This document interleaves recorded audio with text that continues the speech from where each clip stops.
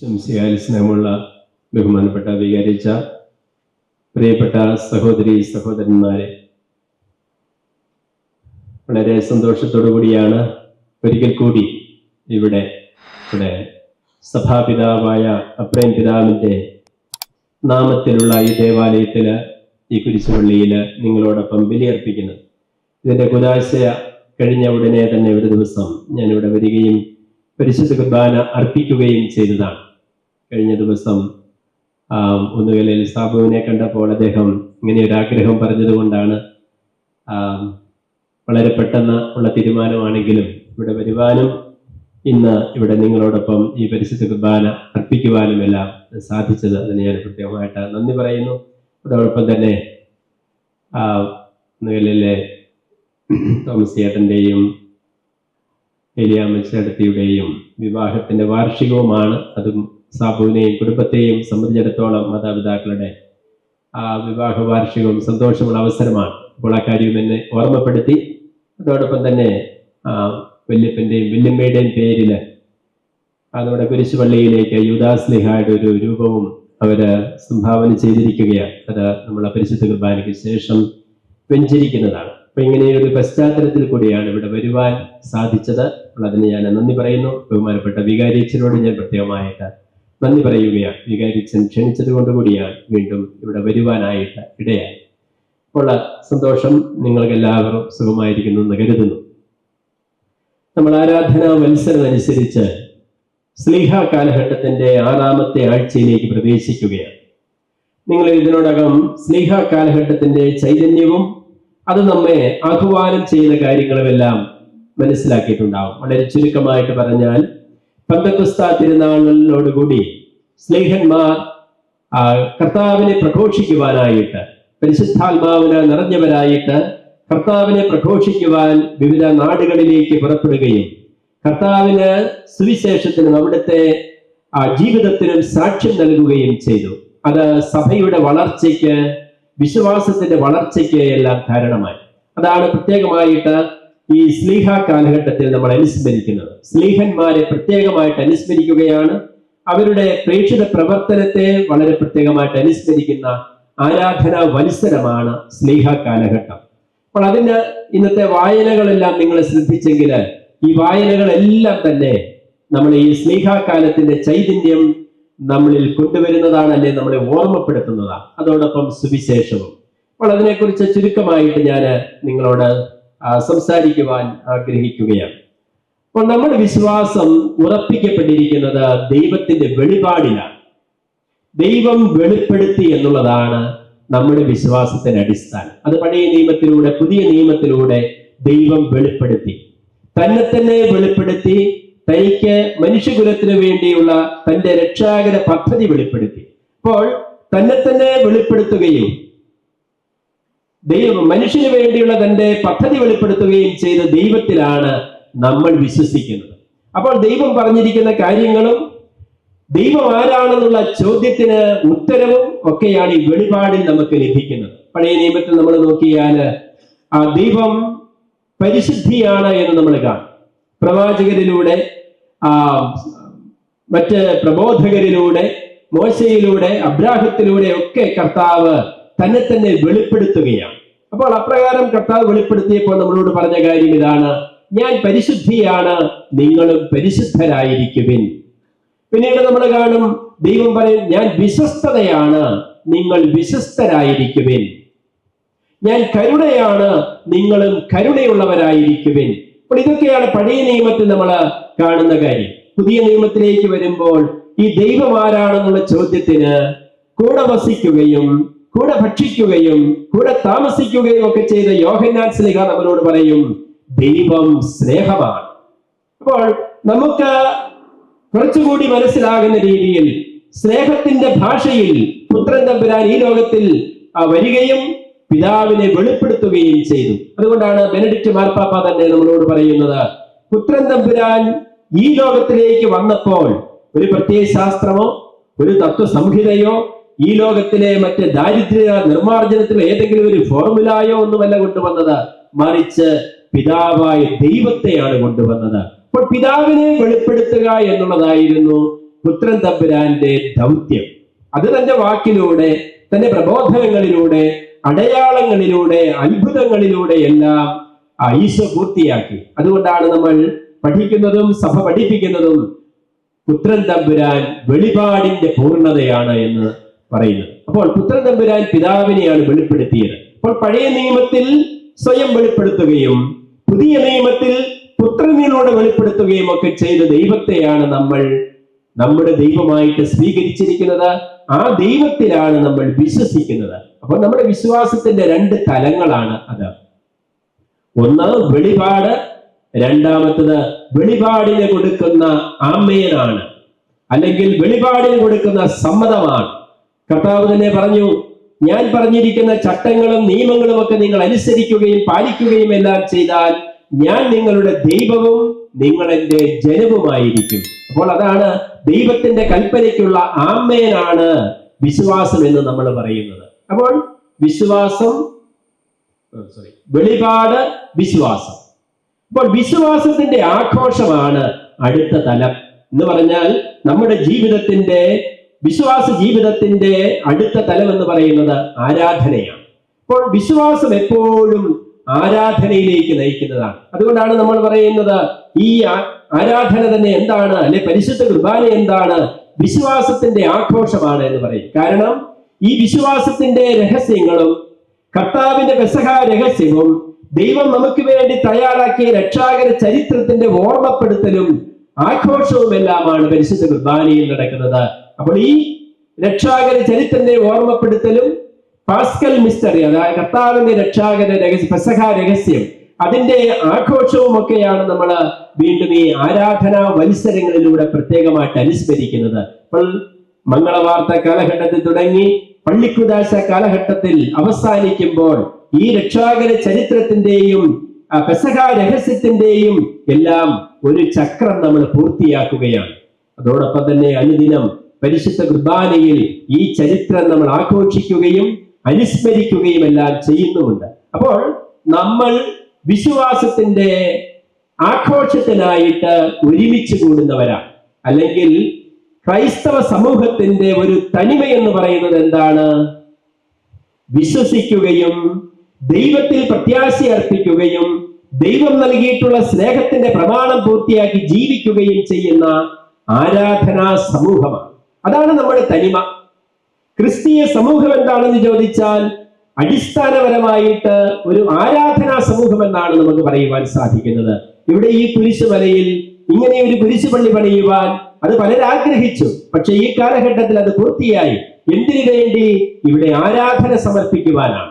ഇവിടുത്തെ ജനത്തിന് ദൈവത്തെ ആരാധിക്കുവാൻ ഒരുമിച്ച് കൂടുവാനുള്ള ഒരു കുരിശുപള്ളിയാണ് നമ്മൾ ഈ കുരിശുമലയിൽ പണിതത്. അപ്പോൾ നമ്മൾ ആരാധനയ്ക്ക് വേണ്ടി ഒരുമിച്ച് കൂടുന്ന സമൂഹമാണ്. ഒരു ഇടവക സമൂഹം എന്ന് പറഞ്ഞാലും അത് തന്നെയാണ്, അല്ലെ? ദൈവാരാധനയ്ക്ക് ഒരുമിച്ച് കൂട്ടുന്നവരുടെ സമൂഹം. അതാണ് സഭ എന്നുള്ള വാക്കിന്റെ വാച്യാർത്ഥം. അതാണ് എക്ലേസിയ എന്ന് പറഞ്ഞാൽ വിളിച്ചു കൂട്ടപ്പെട്ടവരുടെ സമൂഹം എന്നാണ്. എക്ലേസിയ സഭയാണ്. അപ്പോൾ സഭ എന്ന് പറഞ്ഞാൽ എന്താണ്? വിളിച്ചു കൂട്ടപ്പെട്ടവരുടെ സമൂഹം. എന്തിനു വേണ്ടി വിളിച്ചു കൂട്ടപ്പെട്ടവർ? ദൈവാരാധനയ്ക്ക് വേണ്ടി വിളിച്ചു കൂട്ടപ്പെട്ടവർ. അതും എന്തിനാലാണ് വിളിക്കപ്പെട്ടത്? വചനത്താലാണ് വിളിക്കപ്പെട്ടിരിക്കുന്നത്. വചനത്തിന് രണ്ടർത്ഥമുണ്ട്. പുത്രൻ തമ്പുരാൻ, അതോടൊപ്പം തന്നെ അവിടുത്തെ വചനം, എഴുതപ്പെട്ട വചനം. അപ്പോൾ ഈ വചനത്താലാണ് നമ്മൾ വിളിക്കപ്പെടുന്നത്. ഈ വചനം സ്വീകരിക്കുന്നവരാണ് അപ്പത്തിന്റെ മേശയിൽ അണയുന്നത്. അല്പം കൂടി കൃത്യതയോടെ പറഞ്ഞാൽ നമ്മുടെ വചനപീഠം ഇത്. ഈ വചനപീഠത്തിൽ പ്രഘോഷിക്കപ്പെടുന്ന വചനത്തിന് അതെല്ലാവർക്കുമായിട്ടുള്ളതാണ്. വിശ്വാസിക്കും അവിശ്വാസിക്കും എല്ലാവർക്കും ഉള്ളതാണ് വചനം. കർത്താവിന്റെ വചനവും അവിടുത്തെ സുവിശേഷവും ലോകം മുഴുവന് വേണ്ടിയും ഉള്ളതാണ്. അപ്പോൾ പക്ഷേ ഈ പ്രഘോഷിക്കപ്പെടുന്ന വചനത്തിന് വിശ്വാസമാകുന്ന മറുപടി നൽകുന്നവരാണ് അപ്പത്തിന്റെ മേശയിൽ അണയുക. അതാണ് ക്രൈസ്തവ സമൂഹം എന്ന് പറഞ്ഞാൽ വചനപീഠത്തിനും ബലിപീഠത്തിനും കേന്ദ്രീകൃതമായ ജീവിതം നയിക്കുന്നവരാണ്. അപ്പോൾ വിശ്വാസം നമ്മളെ എപ്പോഴും ആരാധനയിലേക്കാണ് നയിക്കുന്നത്. അപ്പൊ നമ്മൾ ആരാധനാ സമൂഹമാണ്.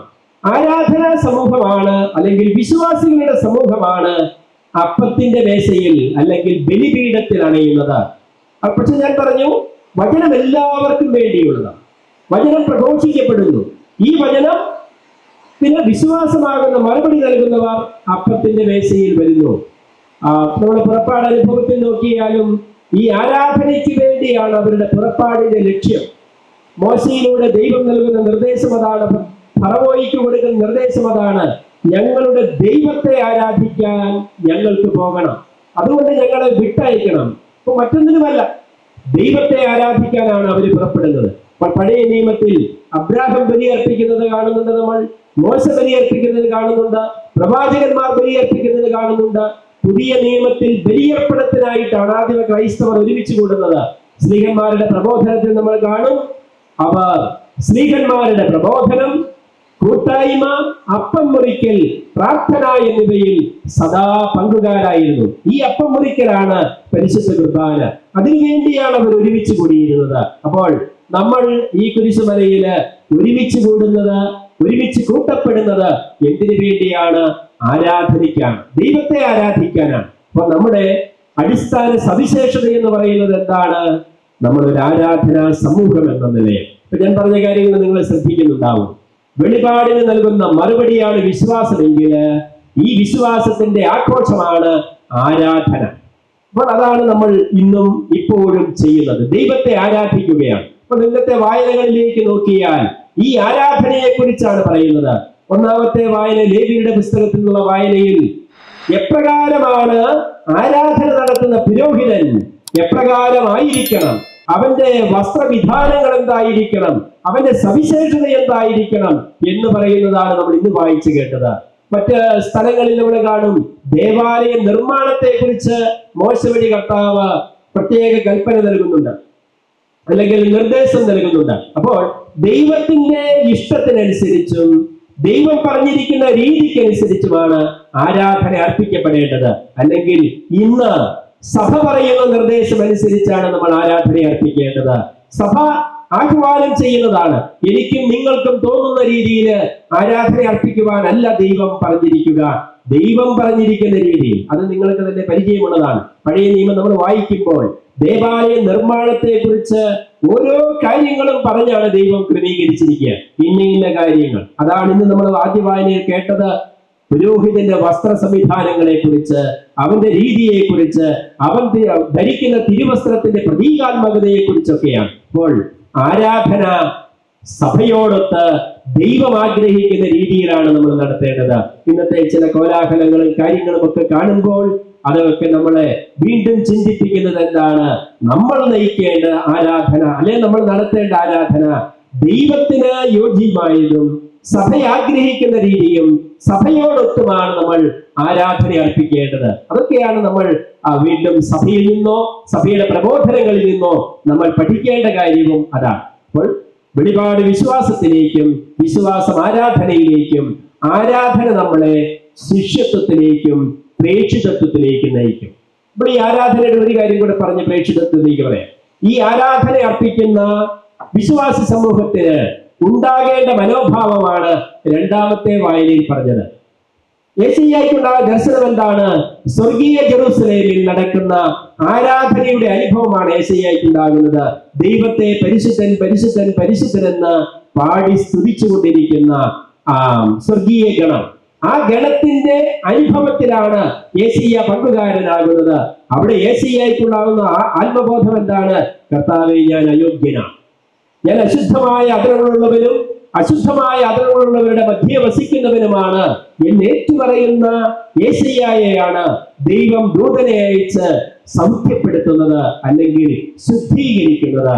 നമ്മൾ ഓരോ പരിശുദ്ധ കുർബാന അർപ്പിക്കുമ്പോഴും നമ്മുടെ ആത്മബോധവും നമ്മുടെ ചിന്തകളും ഈ അനുതാപത്തിൻ്റെതായിരിക്കണം.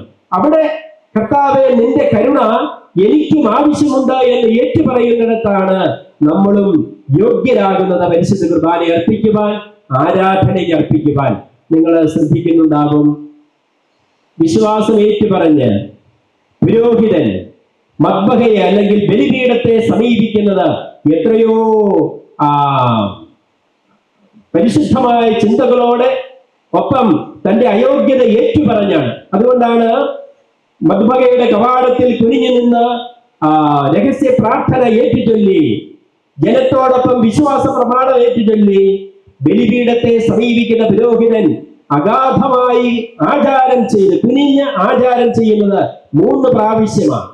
3 പ്രാവശ്യം ആചാരം ചെയ്താണ് പുരോഹിതൻ ബലിപീഠത്തെ സമീപിക്കുന്നത്. എന്നിട്ടോ ബലിപീഠത്തിനടുത്ത് ചെന്നാൽ ഉടനെയോ തിരിഞ്ഞു നിന്ന് വിശ്വാസി സമൂഹത്തോട് പറയുകയാണ്, നിങ്ങൾ എനിക്ക് വേണ്ടി പ്രാർത്ഥിക്കുവിനെന്നാണ് പുരോഹിതൻ പറയുക. അപ്പോൾ പുരോഹിതനെയും നയിക്കുന്ന ആത്മബോധം എന്താണ്? തന്റെ അയോഗ്യതാ ബോധമാണ്. താൻ അർപ്പിക്കുന്ന പരിശുദ്ധ കുർബാനയുടെ ശ്രേഷ്ഠതയ്ക്ക് മുൻപിലാണ്, ദൈവത്തിന്റെ മുൻപിലാണ്, താൻ ആരാധിക്കുന്ന ദൈവത്തിന്റെ പരിശുദ്ധിക്ക് മുൻപിലാണ് തന്റെ അയോഗ്യതാ ബോധം, അയോഗ്യതാ അവസ്ഥ ഈ പുരോഹിതൻ ഏറ്റുപറയുന്നത്. പിന്നെ 2 പ്രാവശ്യം കൂടി പുരോഹിതൻ വിശ്വാസി സമൂഹത്തോട് പ്രാർത്ഥന അഭ്യർത്ഥിക്കുന്നുണ്ട്, നിങ്ങൾ എനിക്ക് വേണ്ടി പ്രാർത്ഥിക്കുമെന്ന്. അപ്പോൾ അത് നമ്മുടെയും ആത്മബോധമാകണം, നമ്മുടെയും ചിന്തയാവണം. അവിടെ നിന്നാണ് ശുദ്ധീകരിക്കപ്പെട്ടാണ് നമ്മൾ പ്രേക്ഷിതരായിട്ട് തീരുന്നത്.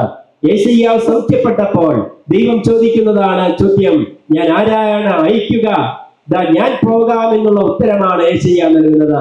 അതാണ് ഇന്ന് 3ാമത്തെ വായനയിൽ പൗലോസ്ലീഹ ശിഷ്യത്വത്തെ കുറിച്ചാണ് പറയുന്നത്, ദൈവത്തിന്റെ വിളിയെ കുറിച്ചാണ്.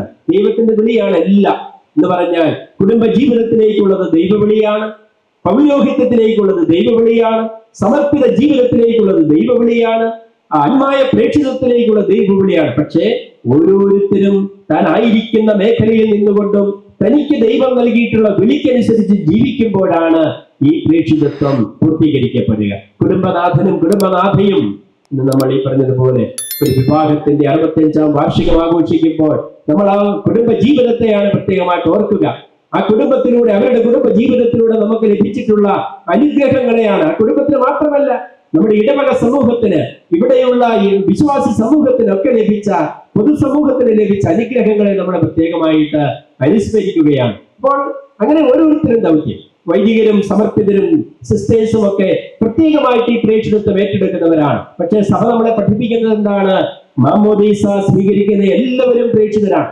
പക്ഷേ ആ പ്രേക്ഷിതത്വം പ്രത്യേകമായ വിധം സ്വീകരിക്കുകയും അതിനുവേണ്ടി നിയോഗിക്കപ്പെടുകയും അഭിഷേകം ചെയ്യപ്പെടുകയും ചെയ്യുന്നവരാണ് വൈദികരും സമർപ്പിതരും ഒക്കെ. അപ്പൊ നമ്മളെല്ലാവരും പ്രേക്ഷിതരാണ്. അപ്പൊ നമ്മുടെ വിശ്വാസ ജീവിതം പൂർത്തീകരിക്കപ്പെടുന്നതും ഫലമണിയപ്പെടുന്നതും എവിടെയാണ്? പ്രേക്ഷിതത്വത്തിലാണ്. പ്രേക്ഷിതരാണ് നമ്മൾ. അതുകൊണ്ടാണ് ഫ്രാൻസിസ് മാർപ്പാപ്പ തന്നെ നമ്മളോട് പറയും, നമ്മളെല്ലാവരും പ്രേക്ഷിതരായ ശിഷ്യരാണ്. വെറും ശിഷ്യരല്ല, മാമോദീസ സ്വീകരിക്കുന്ന എല്ലാവരും ശിഷ്യത്വം സ്വീകരിക്കുന്നു. പക്ഷേ ഈ പ്രേക്ഷിതത്വം അത് പ്രത്യേക ദൗത്യമാണ്. കർത്താവിന്റെ സുവിശേഷത്തിന്റെ സാക്ഷികളായിട്ട് കുടുംബ ജീവിതത്തിലാണേലും അല്ലെങ്കിലും തീരുമാനങ്ങളിലും തെരഞ്ഞെടുപ്പുകളിലും കർത്താവിന്റെ സുവിശേഷത്തിനനുസരിച്ച് നമ്മൾ ജീവിക്കുമ്പോഴാണ് നമ്മൾ ഫലം പുറപ്പെടുവിക്കുന്ന വിശ്വാസത്തിന്റെ ഉടമകളാകുന്നത്. അതുകൊണ്ട് സ്നേഹമുള്ളവരെ ദീർഘമായിട്ട് സംസാരിക്കാൻ പറ്റില്ല എങ്കിൽ തന്നെയും ഈ പറഞ്ഞ വിശ്വാസ ജീവിതത്തിന്റെ തലങ്ങളൊക്കെ നമ്മൾ അനുസ്മരിക്കണം. അതൊക്കെ അതിന്റെ ഓർമ്മയിലൊക്കെ നമ്മൾ ജീവിക്കുമ്പോഴാണ് വിശ്വാസത്തിന്റെ ഫലം പുറപ്പെടുവിക്കുന്ന ജീവിതം നയിക്കുവാൻ നമുക്ക് പ്രചോദനം ഉണ്ടാവുക. അതിന് നമ്മൾ ശുദ്ധീകരിക്കപ്പെടണം. ദൈവത്തിന്റെ കരുണ നമ്മൾ ഏറ്റുപറയണം. അല്ലെങ്കിൽ ആ കരുണ എനിക്കും ആവശ്യമുണ്ടെന്ന് കർത്താവിനോട് യാചിക്കണം. ശുദ്ധീകരിക്കപ്പെട്ട പ്രേക്ഷിതത്വത്തിലേക്ക്, അത് ഞാൻ പറഞ്ഞല്ലോ, ഏത് ജീവിതാന്തസ്സിലുമുള്ളവർക്ക് പ്രേക്ഷിതത്വം സാധ്യമാണ്. നമ്മുടെ ജീവിത മേഖലയിൽ, നമ്മുടെ സൗഹൃദങ്ങളിൽ, നമ്മുടെ ബന്ധങ്ങളിൽ, നമ്മുടെ ഉത്തരവാദിത്വ നിർവഹണത്തിൽ എല്ലാം ഈ പ്രേക്ഷിതത്വം നമുക്ക് പൂർത്തീകരിക്കുവാൻ നമുക്ക് സാധിക്കും.